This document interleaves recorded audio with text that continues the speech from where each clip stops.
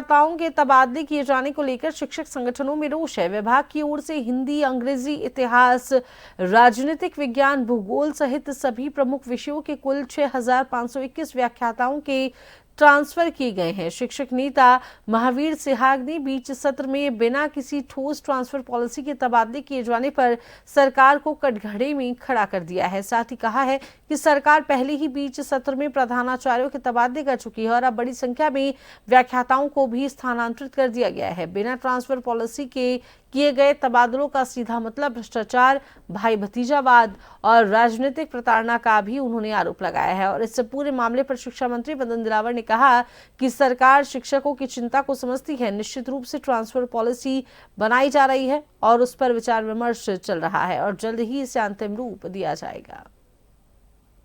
सत्र के बीच में पहले प्रधानाचार्यों के ट्रांसफर किए गए और अब बिना पॉलिसी सत्र के बीच में हजारों व्याख्याताओं के ट्रांसफर किए गए हैं।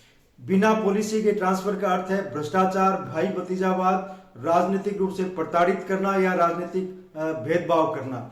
इसलिए ये व्यवस्था भ्रष्टाचार फैलाने वाली है और शिक्षा व्यवस्था को तहस नहस करने वाली है।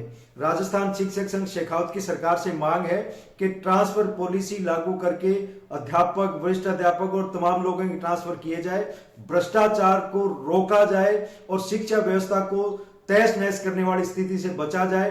ट्रांसफर का एक निश्चित समय में ट्रांसफर किए जाए ताकि कम से कम विद्यार्थियों की पढ़ाई पे विपरीत प्रभाव नहीं पड़े। रूप से ट्रांसफर पॉलिसी बन रही है और उस पर विचार विमर्श हो रहा है।